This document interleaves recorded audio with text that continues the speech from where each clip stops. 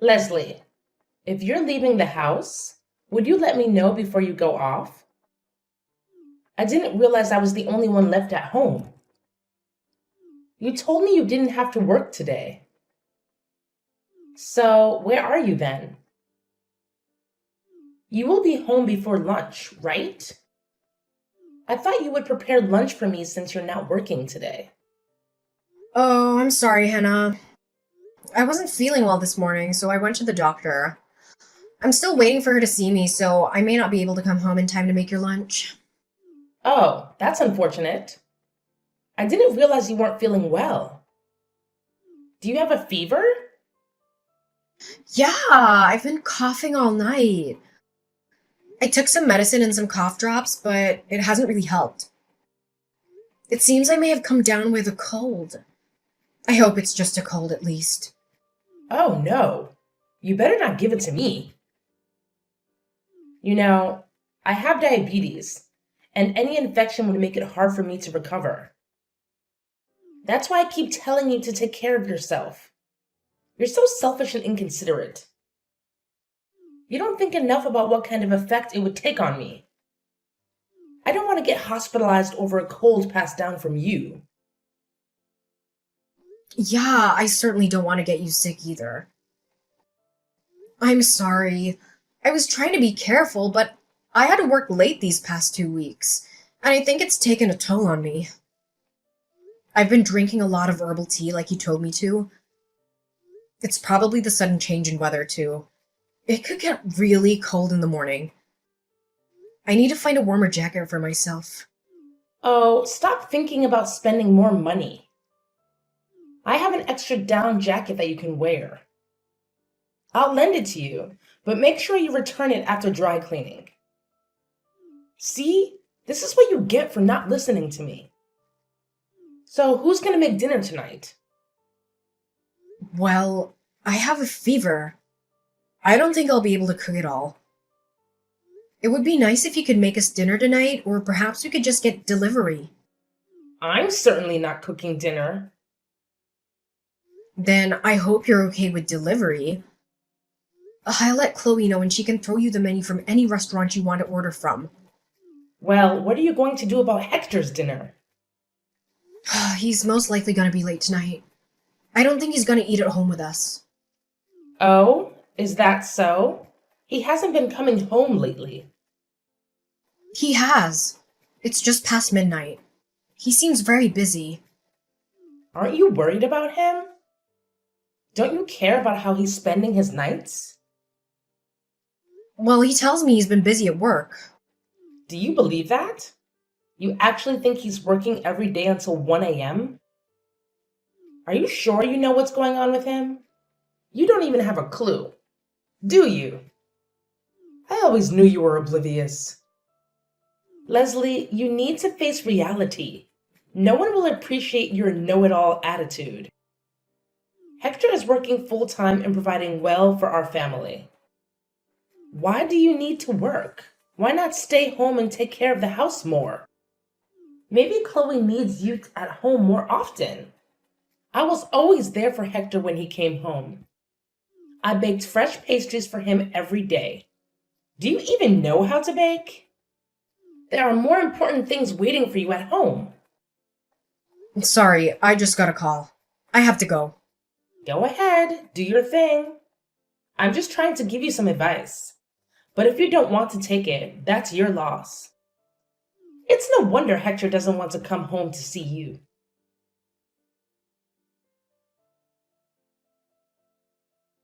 Hannah, I wanted to discuss something about Chloe with you. Oh, Leslie, I thought you were at work. Is this a good time for you? Yes, I'm on my break. This morning, I noticed some breakfast in the trash. Chloe told me you threw away the breakfast she made for me. That? It was overcooked and nearly burnt. I didn't think it was fit to eat. Besides, I thought she made it for me. Regardless, why would you throw it away? She was trying to cheer me up because she knew I've been having a hard time in the mornings.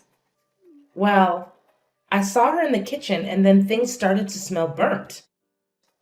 I was worried about a fire hazard. Trust me, it wasn't edible. You would have had a stomachache by now. I saw it and it didn't look that bad. It was burnt on one side, but the other side seemed fine. Either way, I think you owe her an apology. What? Apologize to my own granddaughter? For what? You wasted her efforts and food. She was really upset this morning. Well, I'm not apologizing. That breakfast wasn't fit for consumption. It wasn't meant for you. Then you should be grateful. And what's with this attitude? Are you like this with her teachers too? Always on the lookout for someone who's upset Chloe and making them apologize? No, I don't do that. And I don't think I'm in the wrong here. That's your perspective. You only listen to Chloe and believe what suits you. You have no right to talk to me like that. Why don't you teach her how to cook properly? She's in middle school and can't even make eggs right. How will she find a husband with those cooking skills? She's quite helpful in the kitchen for her age. There you go again, not taking any feedback from me. Her cooking skills are below average, just like yours were when you started out. It took me a while to get used to your bland cooking. If that's how you feel, why don't you cook for yourself from now on? And there it is again. Chloe is just like you. She needs discipline. Maybe it's because of how you treat her? Chloe is a wonderful girl who cares about others. Are we talking about the same Chloe? The one who called me an old hag when I threw away that breakfast? She needs to learn some manners. Okay, Chloe crossed the line by calling you that. But I think you crossed one too. See? Here you go again. You cannot take one piece of criticism. I really think I should talk to my son and tell him to expedite the divorce. If Chloe says she chooses to be with her dad, I thought that would be a good choice. But now I wish you were both gone. I don't want to live with either of you. I hope you take her with you when you leave this house. There's really no need for you to worry. We plan to do that anyway. Oh, you're planning to leave? Really? Dare I dream? Yes, we've had quite enough. And when might you be leaving? Quite frankly, it's none of your business. We will do so when we're ready. I can't wait. You might not believe me, but I really wish you both happiness. I think we will all be winners once you two get out of this house. Oh yeah, I almost forgot. Next weekend, I'm going on a spa trip with my friends. It's going to cost $500. Make sure you have it ready by Friday. You want me to pay for your trip? No, I just need you to message Hector, since I don't know when he's coming home next. He probably won't pay you a penny, but I know he will endorse my trip. I need to be rejuvenated after all the stress from my defective family.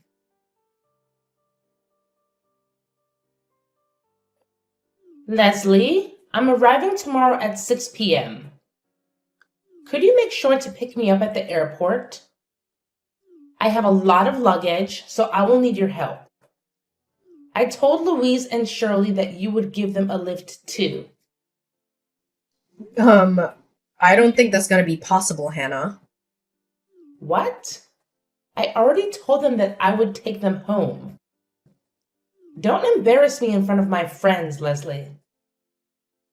You should be able to leave the office a few minutes early. It's not like you're doing anything important. I'm sorry, I can't come pick you up. I am exhausted from my travels. I have no time for discussion. You decided to go on the trip. Please go home by yourself. Ugh, you are so irritating. Why do you always do this to me? It's never an easy conversation with you. Do you want me to tell my friends how horrid you are towards me? I know that you already do. Oh, so you heard. which means the world already knows how selfish and useless you are. Sticks and stones may break my bones, Hannah. In any case, I can't go pick you up. Oh, I am so done dealing with you. I really wish you would just be gone by the time I get home. Oh, it's your lucky day. We're already gone. We left the house. What? You left our house? Did you and Hector finally get divorced? We're still negotiating the details. He already knows that we left the house today. Chloe's with me. Unbelievable! How come you didn't tell me? I didn't think there was a need to tell you. Besides, you always wanted us to leave.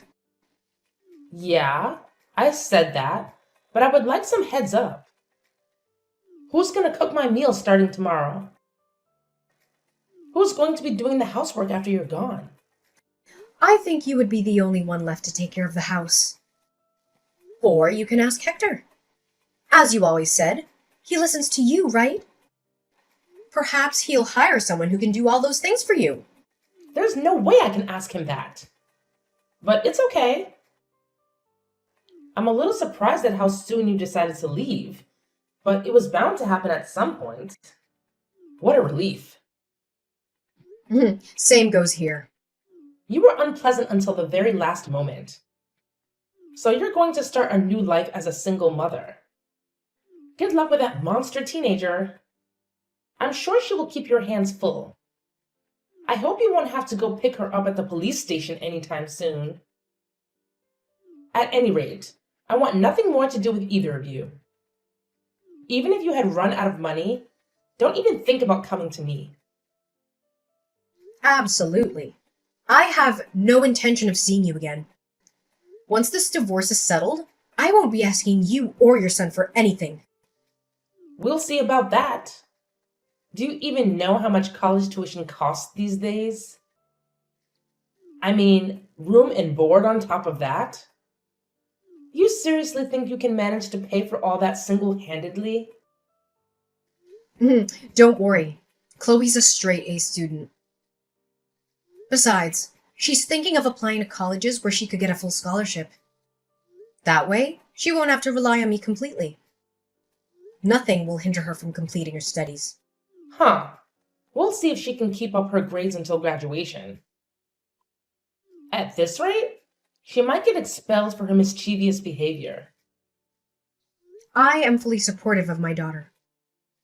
She knows what she's doing, and she has a dream of becoming a social worker to help out children who are undeserved. As a mother, I will do everything I can to help her dream come true. You're full of hot air. Save your energy, Leslie. I'm sure it'll come to you at some point in the future. I'm fine as long as you promise you will never rely on us. Please enjoy your new life. Ta-ta, then.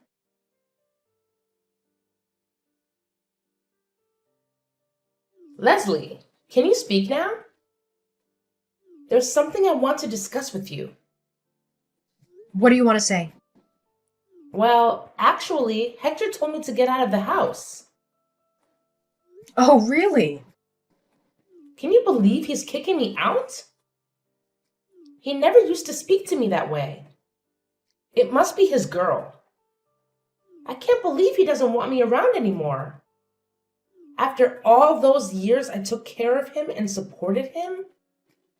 But that's how he's always been. Maybe to you.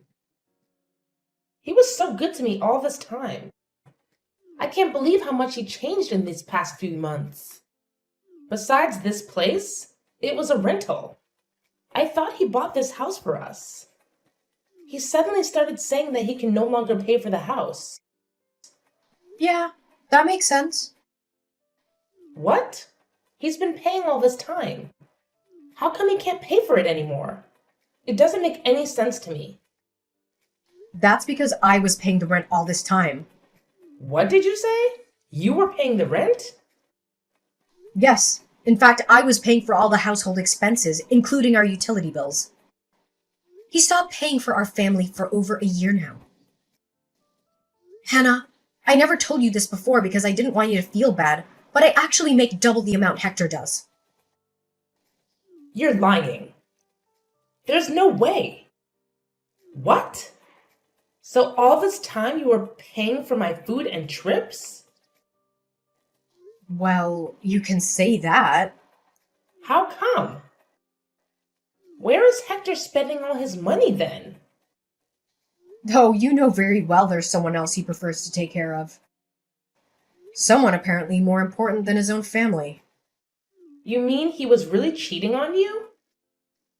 Yes, indeed. For a while now. Then why now? Why did you get a divorce now? He's been like this for several years now. If you tolerated it for this long, why couldn't you tolerate it longer? Haven't you thought about me? I needed some time to prepare for the divorce. Hector never admitted that he was cheating on me. So I needed to gather some money to hire a private investigator. It took several months to collect enough evidence of him and the woman spending time together. But even after that, I wanted to take my time to talk with Chloe about what she wanted as well. So I apologized for her disrespectful attitude towards you. She was going through some rough patches herself, trying to digest the reality of her father's infidelity. I see. Why don't you come back? You and Chloe both. I forgive you for all that's happened in the past. I can speak to Hector. I'll make sure to tell him to come home every night. He will listen to me, remember? I will be nice to Chloe too. Things will be different from here on. I didn't know she was going through some sensitive time. Really? Are you sure you can be nice to Chloe?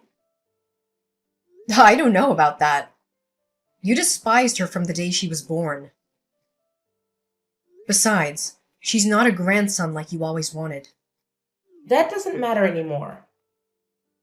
I can change. I can't imagine. Besides, Hector told you to get out of the house, right? If that's how he's treating you, why would you think he would listen to anything you would say? I am his mother. He has to listen to me. Okay, I'm sorry. I can't go on like this. Where would I go if Hector kicks me out of his house? I don't have any savings. My 401k is upside down. How will I make ends meet? How could I even find a place to live without financial support? I don't know. But you seem pretty excited to be rid of us, so you should probably try to hold on to that energy. I was just caught up in the moment. I didn't really mean it. I'm your mother-in-law. We're a family. Actually, we won't be for long. My lawyer tells me everything is going very smoothly with the negotiations. Next week we sign papers and it'll all be over. Besides, I think it's about time you let go of your son. He's a grown man. You need to be independent from him. If you love him so much, you should really set him free. I can't. I have no one to depend on besides him. Things would have been very different between us if you showed even a little bit of love towards us. We could have been a real family. All this time I was supporting you. I was delusional to think you were my responsibility because you were my family. But I realized families love and care for each other. Families don't criticize or call each other names just to feel powerful. It would be nice if you'd showed me even a little bit of appreciation. I am thankful. I didn't know anything about it. No one told me you were the one paying for all my needs and expenses. If you had told me about it, I would have been much nicer to you. That is pathetic, Hannah. I wish I didn't hear that at all. Okay. Please, Leslie, how would you forgive me then? I know my apology won't reverse the divorce, but I'll do anything for you to come back. Please. I might become homeless next month. You're the one that said don't come running home. Even if we encounter any financial troubles. Now that you find yourself in one, it's okay for you to come running to me? You're absolutely shameless. Please. I beg you to forgive me. I will never say anything to harm you. I will be a good grandmother to Chloe. I won't go on extravagant trips anymore with my friends. Maybe just once a year? You know, Hannah, I tolerated you for this long, and I probably could tolerate you for another few years if it had just been me. But instead, you targeted your own granddaughter and bullied her as well. That was my turning point. I couldn't stand to see Chloe torn up by her own grandmother. It's really too bad that it didn't turn out the way you wanted. But I think you brought this upon yourself, Hannah. I have to leave this house this month. I only have 2 weeks left. I am out of options. I will listen and be obedient going forward. Anything you want me to do, I will do so. Please let me live with you. Don't you realize that you are pleading to the wrong person? You should tell your son that. Besides, remember, you told me never to rely on you. Same goes for me. We have nothing to do with each other anymore. I have no responsibility to take care of you. You have your son. Please go to him instead of running to me for help. And you might not want to believe this, but I wish you happiness. I think we will all be winners if we don't have to live with each other.